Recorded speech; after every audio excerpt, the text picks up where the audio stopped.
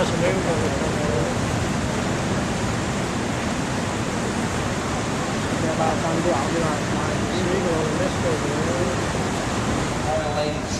will be moving up, instead of going out the soldiers as we normally do, we'll be going up to see our wonderful QE2. The last time that these three queens will, first and last time they'll be together. As you know, QE2 is going to Dubai in November. She's been sold to have a new life out there as sort of a wonderful paperweight and the Sultan's wonderful Palm Island that he's building out there.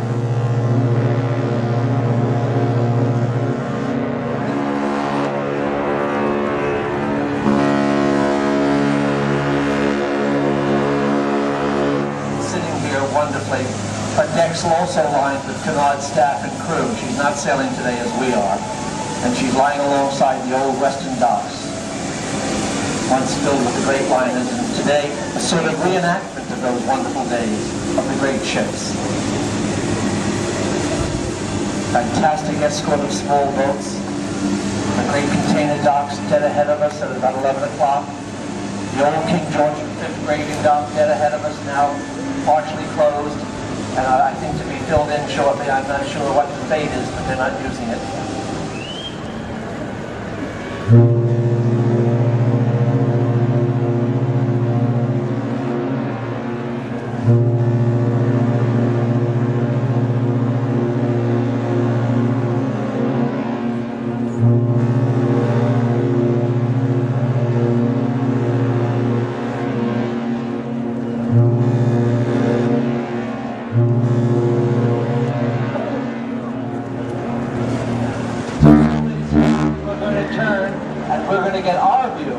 On the port side of the great Queen Elizabeth II, this wonderful moment.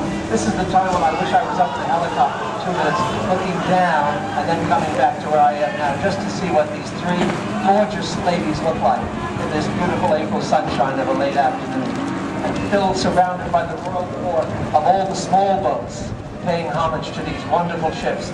There are no more famous ships in the world than the Cunard Queens. Everyone knows them, whether you're in Yokohama, Cape Town, or Buenos Aires, they know the Cunard Queens. There's something about them that is just absolutely golden, a mystique that no other ship has, no other shipping company has. Cunard is started in 1840, a tremendous history, owning some of the greatest ships in the world.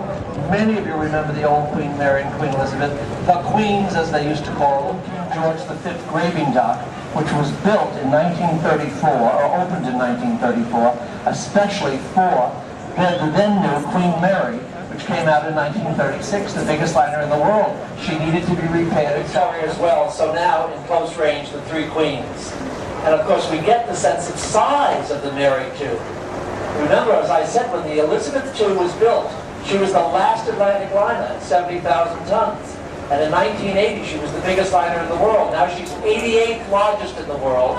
We are the 4th largest. Victoria is somewhere in the top group, but not quite that high. But who would have guessed that cruise ships would get so big?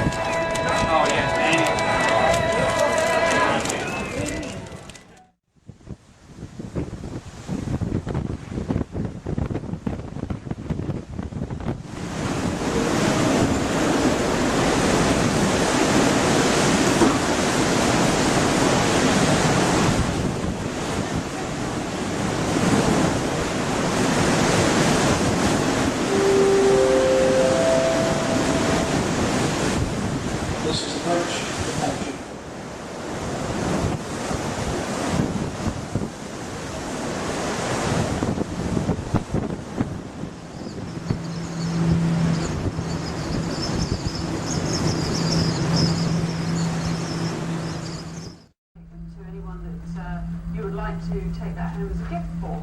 So a selection of memorabilia there, In particular, this one here tells us a little bit about